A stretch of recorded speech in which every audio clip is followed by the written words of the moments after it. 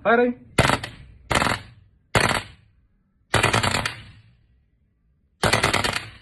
Good day mga masters, this is Easy Airsoft Pampanga. So ayan mga masters, sobrang maulan ngayon dito sa Pampanga. So ayan, so ingat po tayo lagi. And ayan, gawa na sobrang maulan ngayon, so magka-test fire po tayo ng ating mga units. So start tayo dito sa ating WE M4 RIS na gas blowback rifle masters.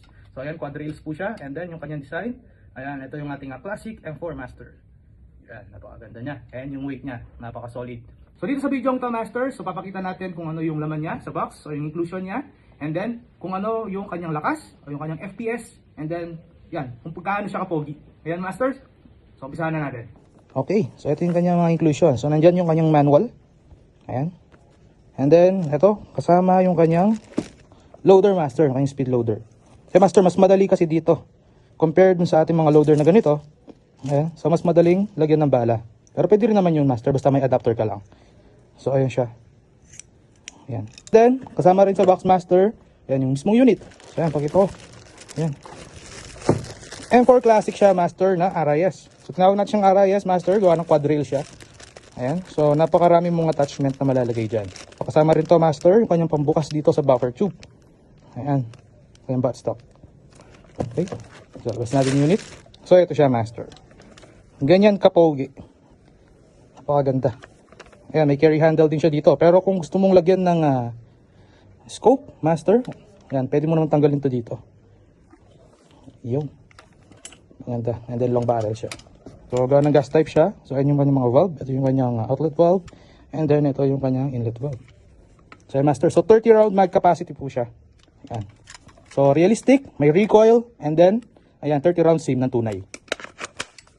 Ayan. Okay.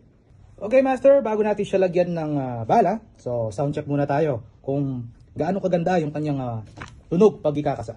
So ayan masters, so pag ikakasa natin yung ating WE brand M4 RIS na gas blowback rifle, so kailangan master lagi siyang nasa semi. Ayan, huwag natin ikakasa na nakasave siya. So kailangan naka-semi po siya. So ayan masters, ayan, close natin. Okay, sound check. Uy, napakasarap. Okay, isa pa. Napakaganda. So, ayan masters. Tuturuan ko kayo paano maglagay ng bala. So, ito master, itong ating speed loader para dito sa unit na to. Ayan. So, makikita natin meron siya hanggang dito 15 rounds. So, master, tanggalin lang natin to. Ayan. So, dito sa baba, mapapansin nyo master. Ayan. So, kwadrado yan, tapos meron siyang laps dito. So, ito dapat yung nasa unahan ng magazine.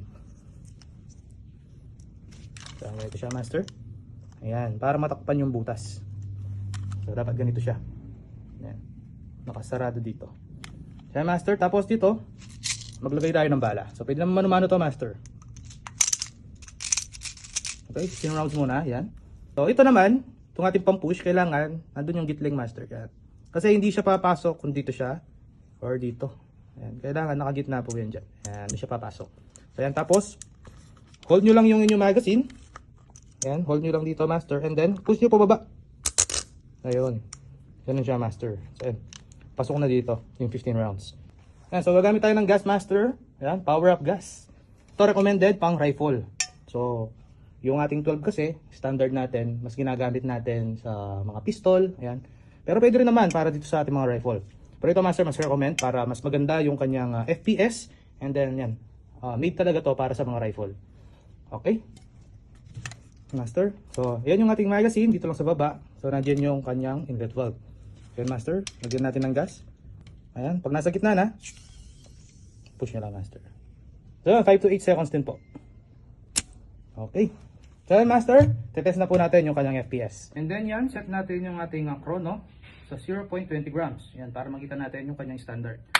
Always check master, kailangan nagkiklik po siya pag maglalagay tayo ng magazine. Gawa ng ito yung buhay ng ating mga airsoft lalo na pag gas type. So bawal din po or iwasan natin na mahulog ito. Okay? So first fire. Firing. Uy, napakaganda.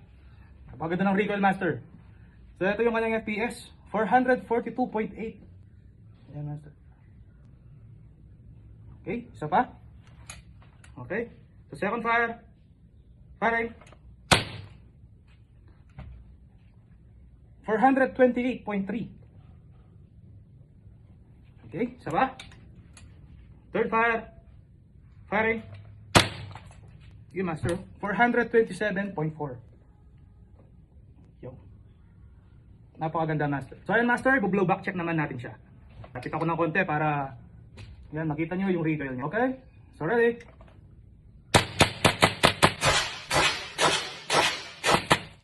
Okay, so open bolt. Yan, so release magazine. Close bolt.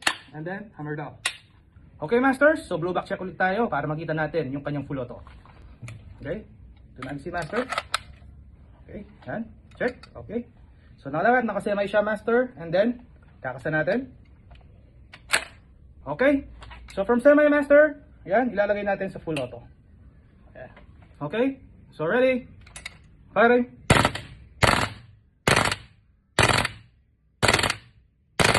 Napakaganda master. Okay, open bolt. So release magazine. Slide release. And then, we can hammer down. So yung master, kung nakita nyo, napakaganda masters. And then may recoil siya, kung makita nyo.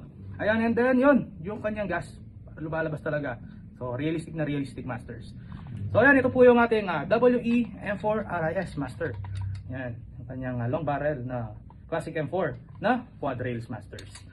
So sa mga gusto pong umorder, so pwede po kayong mag-message dito sa aming Facebook page, Easy Pampanga PH. And then pwede rin kayo pumunta dito sa aming site. Dito lang yan sa capital town, Negro World, San Fernando, Pampanga. Yan sa likod lang po yan ng Bigas McDo. So ayun mga masters, thank you po.